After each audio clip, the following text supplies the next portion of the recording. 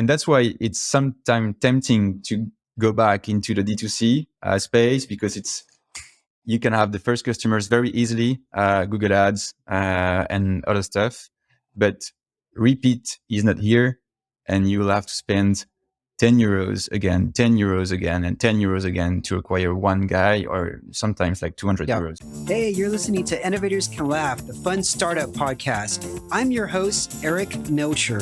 On ICL, we interview an innovative entrepreneur in the European tech startup scene every week. My goal is to have my guests share their wisdom while having a little fun in the process. Now let's dive in. Bonjour Reynold, ¿cómo vas tú? Nice job. I'm very good. Je vais très bien, merci. Et toi? All right, bien. Okay, I want to get started because I read an interesting article recently about a vegan restaurant in England that lets diners know the carbon footprint of each dish. And it also includes comparison with dishes that they don't serve, like hamburgers. And so I was fascinated to learn that a real hamburger's carbon emissions is 3 kilos, or 10 times the amount of the vegan alternative. That's pretty crazy, huh? Yes. Yeah. Amazing. Yeah. Yeah. So what is your opinion on that? I'm just curious. Did you try it, or did you read something about it? No, I read something about it because the restaurant is in England and I haven't been there. Well, I think it's really good for anybody actually to be aware of the traceability of anything that they are happy to buy in any market actually. So we should have an index of carbon emission for everything now, because if you want to reduce carbon emission, you want to also have the indication of carbon for anything. But in another way, also, when you go out, it's to have a good time with friends, and you also don't want to think about everything that you are eating. So I think it's good to have this new trend, but not to be too much intrusive for the beginning, I think. Yeah. I know what you mean. It's like the watches that track your steps. You know, sometimes people, they want to get their 10,000 steps every day, but then it becomes kind of a nuisance. They're always looking at, oh, I need to do my steps every day. Yes. And it's no longer fun. It kind of just takes the fun out of it. Exactly. Yeah.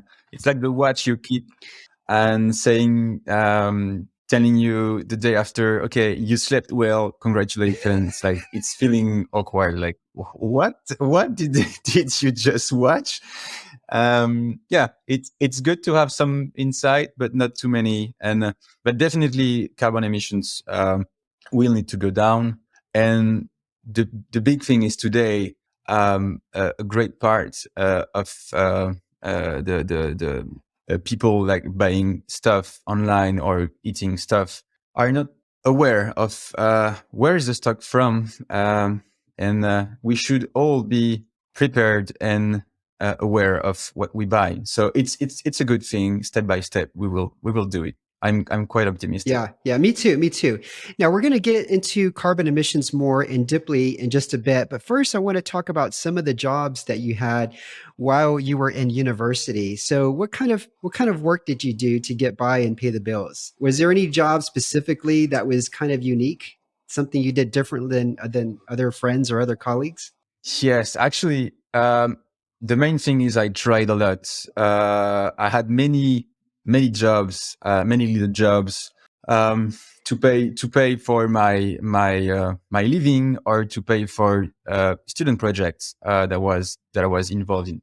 So you get involved in many situations, and also in my college years, I used to do a lot of internships. So as long as I could be in internships, I will do it. I will do it. So I took like 4 internships in 5 years, and long internships. So it means that I was traveling to Australia, to New York, to Maine, and also of course to speak English and to learn new things. But in any situation, if I could do a small job, little mission, I will do it. and that's very important for me because it helped me to meet people, to also create a vision of the world for me, to learn that I didn't want to work in finance, and to come back to basics. And yeah, that was such an amazing time for me during like these 6 years. I tried many jobs. Yeah. Now, I also think that we have something in common. One time in my life, I actually became an Uber driver. I didn't really need to, but I was just curious because I had time and I enjoyed talking to people. And I thought, let me try doing this for a couple of nights a week. And I did it for about 3 or 4 weeks. And I had a good time just talking to different people. And I read somewhere that you were a personal driver for somebody. Is that correct? Yes. Yeah, there was some of the jobs I tried to get some extra money for the summer actually. Um, and yeah, it ended up like it was like totally random thing because I applied for VTC. Uh, by that time we call it. I mean, we can still call it VTC, I think, because by that time we didn't have any Uber in town in Paris. So it was I applied to be a driver for at the beginning air show in Paris, like for planes. So I was driving people from Boeing, Airbus and stuff. And then I end up in a hotel because I was doing a good job. So they put me then in the hotel, and I was driving like VIP guest to the Eiffel Tower, to I don't know, the great stuff you want to visit in Paris. And one night, um, I had this I mean, every time you get to involve in the job that you are doing, and if you are doing a good job, then you will end up in funny situations. And I end up being the driver of a top 10 player of soccer. I mean, a world class player at that time. And it was like a unique situation, endless memories that I couldn't imagine at the beginning. So from a very uh, simple idea of getting extra money for the Yeah. summer, I end up meeting a guy really interesting, and driving a supercar in Paris that I didn't expect. Okay, a couple of things here. One, I want to know what a supercar is, or what was that? And then two, for the audience, because 80% of my audience is European, soccer is football. I know you just said that because I'm American, but thanks for that, Reynold. Yeah, soccer is football. Yeah. Yes, yes. So, what was a supercar? What Um, was that? it was a Mercedes. So it was a S Mercedes with the AMG, Okay. and it was like kitted with actually a US kitting company.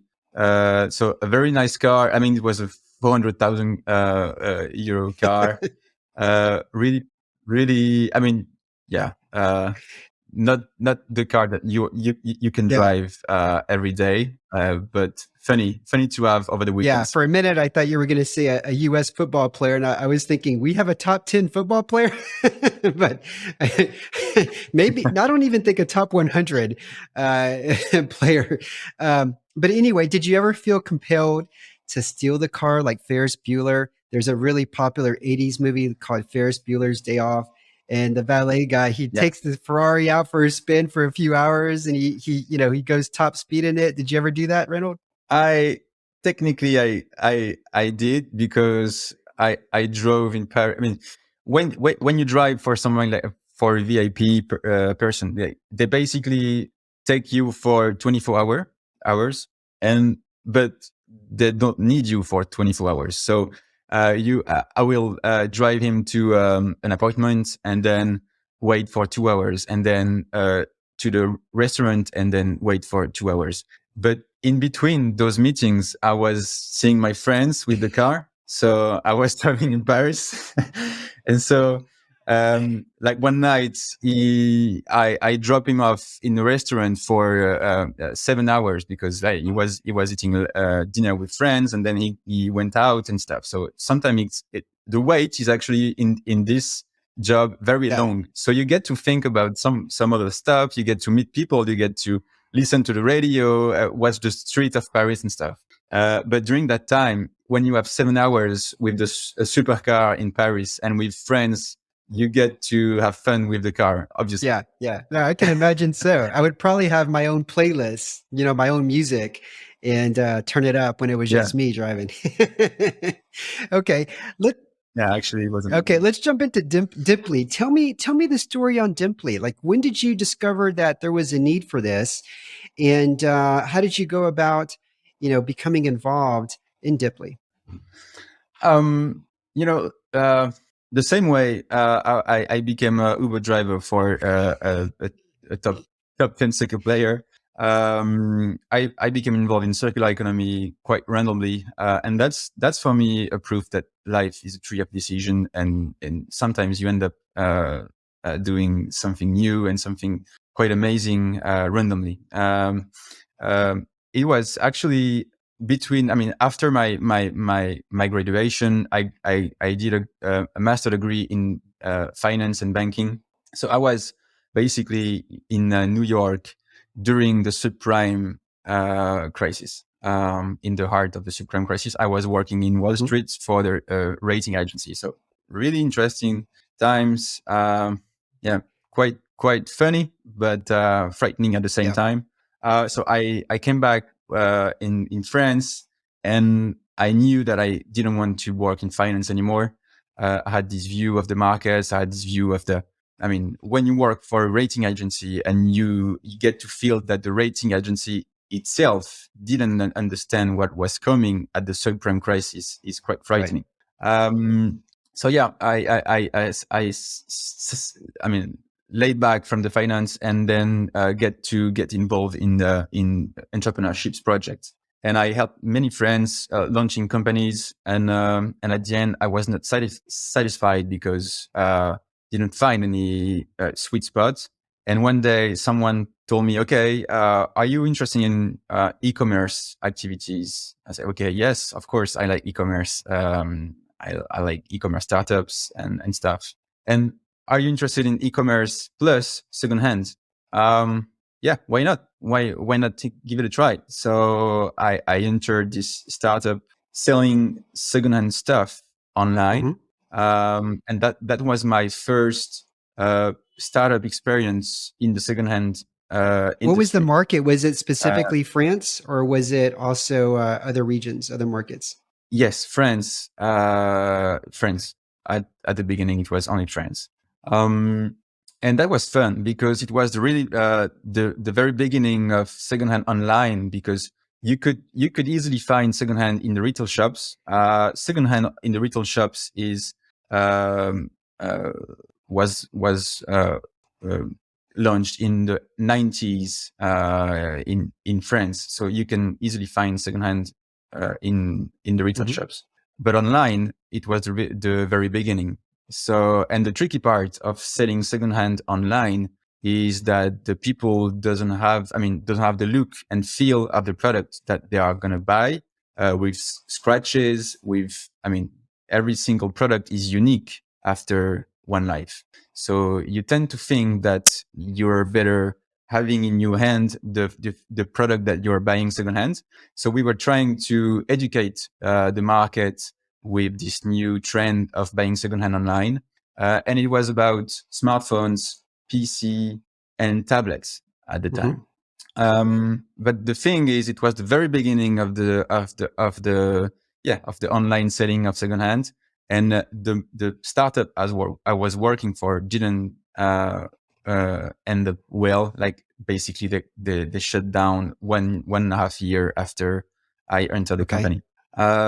So that was a tough thing to leave because from one day to another, you get to pack your stuff and to be simply like out of Yeah. job. And I really liked what I did. So I was sad for the company, for the people. We were more than 20 people, and shut down from one day to Yeah. another. I know I've seen that two times. I used to work for Continental Airlines, and when 9/11 happened, actually before 9/11, right next to Continental Airlines in Houston was Enron. And so when the Enron crisis occurred, Yep. I remember seeing hundreds of Enron employees outside with boxes and all their personal stuff. And then you mentioned the financial crisis in New York City. I happened to be in New York City working 2 blocks away from Lehman Brothers. And that day that everybody was let go from Lehman, I remember looking out the window and seeing hundreds of Lehman Brothers employees with their belongings and just being let go that day. Yeah, so I've seen that firsthand. Now, what did you do afterwards? I mean, it sounded like you actually enjoyed working for this e-commerce company around the sustainability efforts. So what happened after that? Yeah, actually, I enjoyed it, and I really get to feel the situation of, okay, smartphones are really bad for the planet, and that's the point where I realized that it was around 2012. So I didn't want to leave the space after that, because when you get to feel something. And as an entrepreneur, you always look at big challenges and change. I mean, for my part, it's not making. I mean, it's my entrepreneur journey is not making things better, but creating new things from my point of view. I mean, so I had the feeling that I need to create a new thing about secondhand in the market, and I realized that the high tech industry is really bad in terms of CO2 emission and other Yeah, stuff. So amplifying the secondhand movement is the only way you could solve the problem. So because a smartphone is increasing, screen is increasing everywhere. I mean, everyone wanted a screen at that time, and still now, and still increasing. So the only way to reduce the footprint is to improve the life cycle of the product. That's the only way. So yeah, that's what drives me from 2012, 11 until now, actually.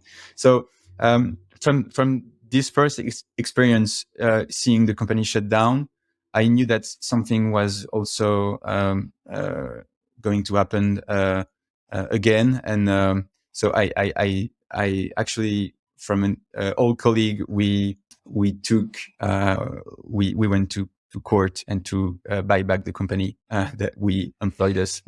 So we basically buy back the company with investors. So we didn't put any money because I didn't have enough. So we were very lucky to have these investors at that time. And so we gave it a try again, and changing the company in our perspective. And so we were managing this new company and turning it upside down, changing everything, and made it sustainable. What was And it the big worked. difference that you saw that needed to happen? The big change in terms of how the company was being ran versus how you and your colleague wanted to run the company. Cash burn. Yeah, I mean, and we again, this is a very current situation. I mean, it's in the news today. You have a big crash. Sorry, for the startup Yep. industry because of the cash burn. Because too many companies are burning too many amount of cash, and that's what we saw at that time. The company was hiring 20 people and spending a lot of money into advertising, TV advertising, radio Yeah. advertising, print advertising. So what we did is we reduced those the spend, and we focused on repeat business. Like it's better to have one customer that is buying every week than 100 customers that are buying only once a year. Okay. So that's why we focused, and we turned the company focused to B2B, focused to repeat business, and we get rid of spot buying customers. Now, what are some strategies that you're using to get these repeat customers to continue buying from you? It's hard work, because you have to change your business perspective. When you work with only D2C people, it's not. I mean, it's another company when you switch to B2B. It's another way of seeing the business. So you have to build new services. You have to build new sales team, because the way you talk to businesses is not the same way you talk to D2C and end consumers. So we just simply stop the project related to end consumers and look after big project related to B2B customers. But the tricky part is sometimes when you are launching B2B projects, the life cycle is much longer. So you will be launching the project maybe in four months and having the first customers in 4 months, instead of the end consumer D2C part is sometimes much shorter, like in 2 days or 2 weeks, you can have the first customers. Right. So, and that's why it's sometimes tempting to go back into the D2C space, because you can have the first customers very easily, Google Ads and other stuff, but repeat is not here, and you will have to spend 10 euros again, 10 euros again, and 10 euros again to acquire one guy, or sometimes like 200 euros. Instead of the B2B is really long to build, but once you have just, I mean, that can be a SaaS business, or that can be just a project that you can plug to a big corporate company. Once it's plugged, once the contract is signed, it can take, I mean, 3 months to a year, but then it's running, and you don't have to do anything, just doing the service. Okay. So yeah, that's the big shift you have to do. I mean, we had to do at the time. And how are these B2B customers finding you? Do you have account-based managers that is contacting these companies like on LinkedIn? Or are you doing a lot of content marketing? Like, what's your approach here? So that's a good question. The thing is, with the company that we bought back at the time, we were really focused on some space of the market, but we had to give it away because we had a larger and a broader vision of the market. So when we launched Deeply, it was actually another company, another way of seeing the business, and that's how our vision involved changed during that time. So the company we bought back was the first initial company that was employing us, and we had so much fun of doing it, and I mean, it was great times. But once the company was profitable, we did the job. The company was sustainable, and we left. So we sold the shares, and we took like few extra money. Like, it was not much, but enough to launch a new company. Okay. And the new company, Deeply, is having a broader scale, because it's not in France only; it's all over Europe, and it's not narrow B2B business. It's more, it's a broader solution that is enabling people, any businesses, any kind of businesses, to sell directly to all the secondary market that is existing. So let's take an example. If you're looking at, for example, a company like Deliveroo, they are having a bunch of restaurants, right? There are thousands of restaurants in hundreds of countries. In all the restaurants, they have tablets with printer attached on it, printer or a side or whatever, but they have something to get all the orders from the Deliveroo platform. But Deliveroo and the restaurants, they don't have any clue of what are they going to do with the device at the end.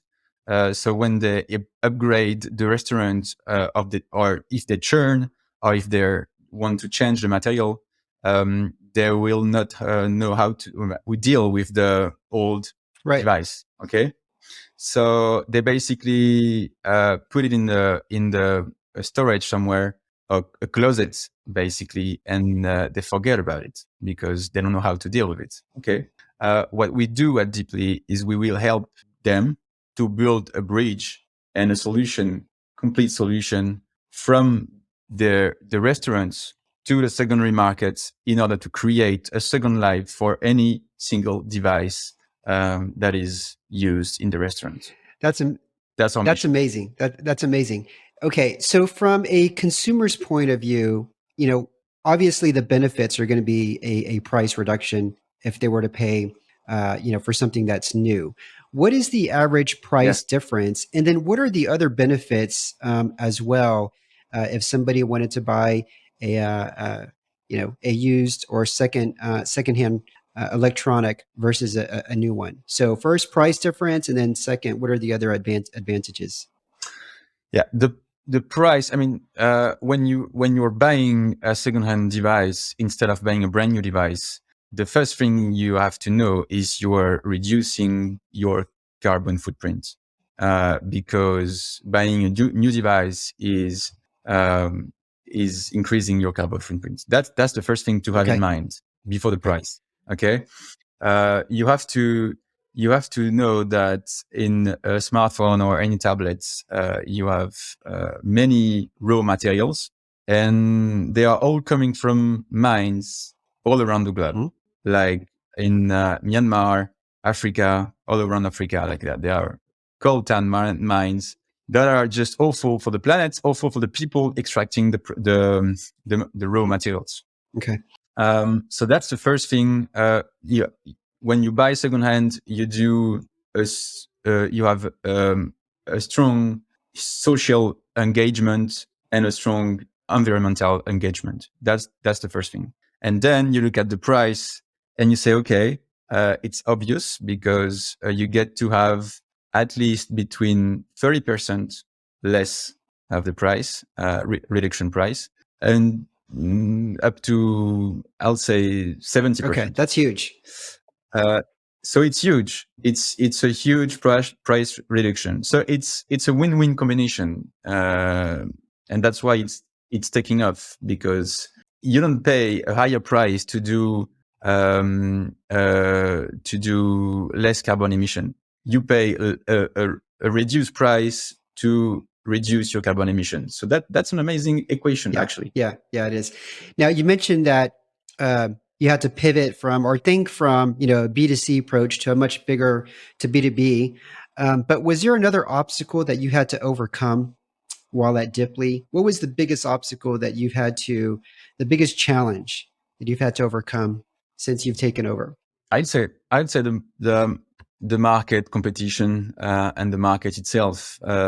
We are in the market that is pretty new. I mean, secondhand is still new because it's from 2010 online, so it's still, I mean, a brand new market. And with brand new markets taking off, it tends to like gather good people and also bad people, good intention people and bad intention people, and also you have to look at companies that are rushing into the space but not playing with the rules of everyone. Like a lot of companies came into the space to do cash, to do big figures, turnovers and stuff, but they did it with nasty way of not playing the same rules of the market with the same rules. So that's the big thing with our market, is when it's very shiny, very new, it tends to get a lot of kind of people. So you get to fight sometime against good and very bad people. So that's the thing, actually, for us. Okay. Now, what are some things that consumers can do to join the sustainability effort and reduce their carbon footprint? The average Joe, what can we do? There are two ways for companies or for end users. I would say,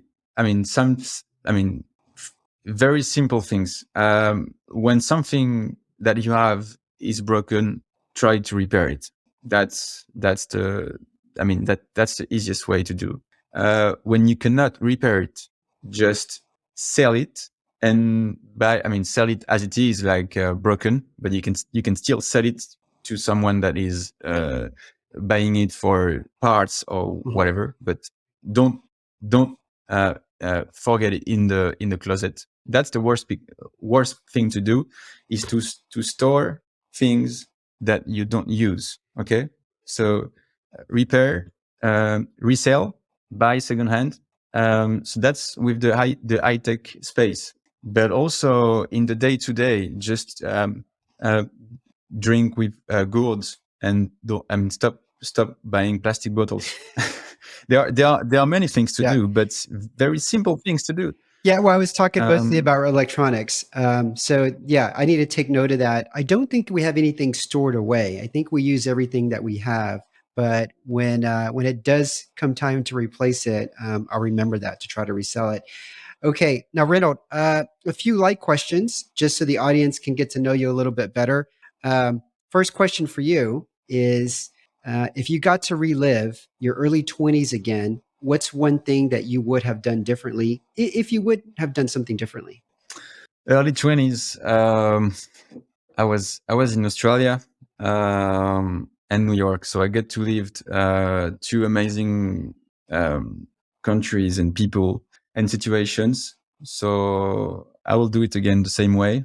I won't change anything. All right, that's good. Next question for you: what's a habit that has served you well? A habit that has served you well. I don't know if it's a habit or if it's inner value, but resilience.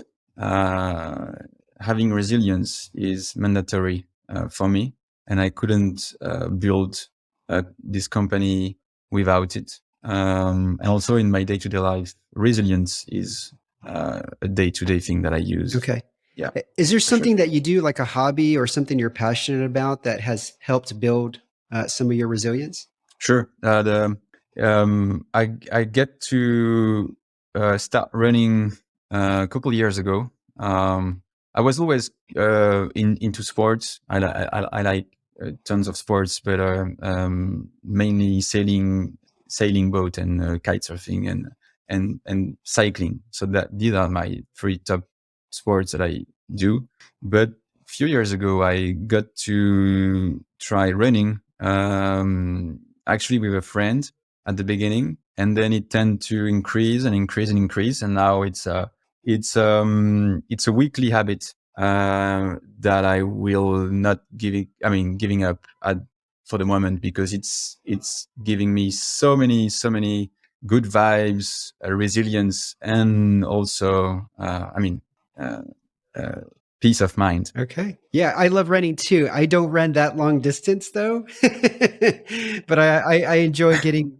What do you run? I do, 5 kilometers, 5 to 6. That's good. Yeah, no, it's enough to listen to a podcast and just get some fresh air and get some exercise.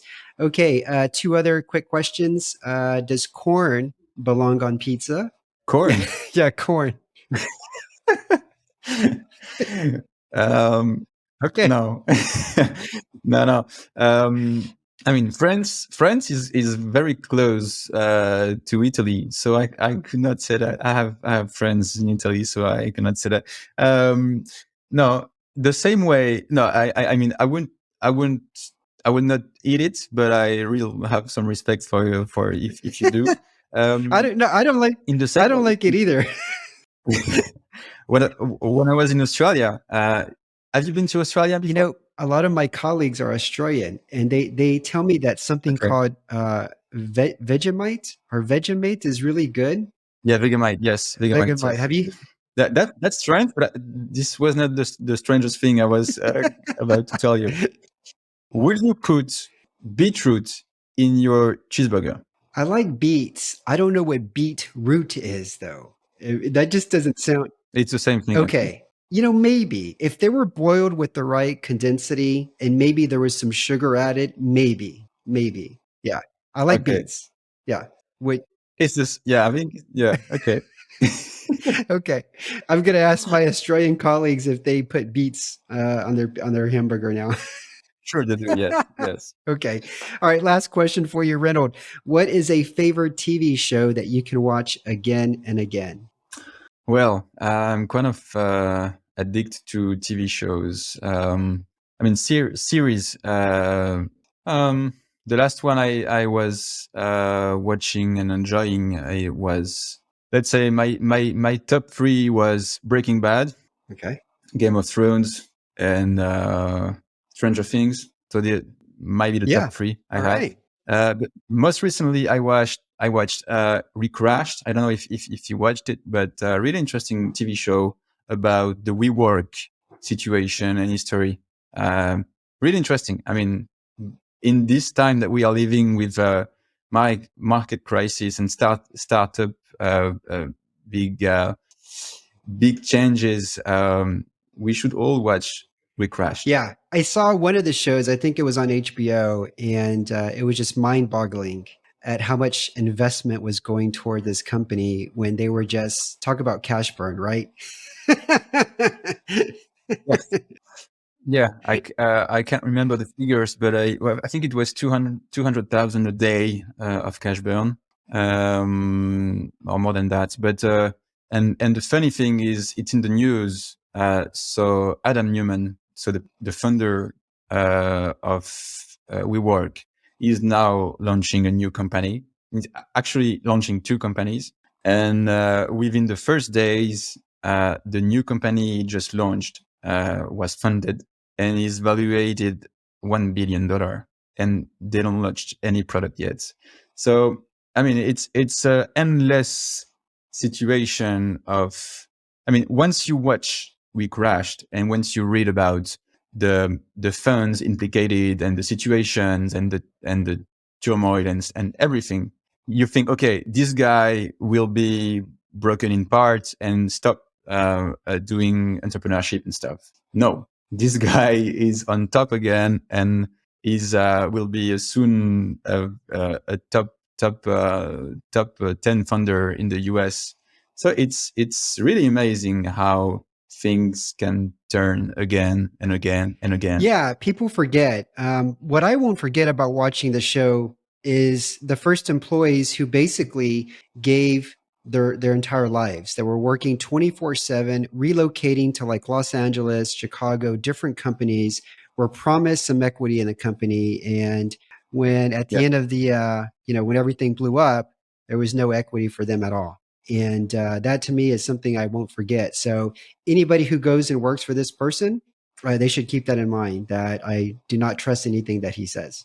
Yeah, history is repeating itself, and it's just amazing. But I mean, WeWork is still living, and for sure the co-working space is huge, and it changed. I mean, we all use co-working space now, so obviously it was a great idea, but the execution is still questionable. Yeah, very true. All right, Reynold. Hey, thanks so much for being on this show. Everybody listening in, this is Reynold Simonnet from Diply. I will put Yes. links to Diply and to Reynold in the show notes. And thank you for tuning in. If you like the show, feel free to rate it, tell others about it. And Reynold, a pleasure having you on the show. Thank you, Eric. Great time sharing All with you. right, thank you. Cheers. Bye bye. Cheers. Thanks for listening to the show. If you enjoyed it, I'd really appreciate it if you could give us a review and star rating. Also, don't forget to sign up for the ICO newsletter at innovatorscanlaugh.com, where you can get the bio and details of each guest.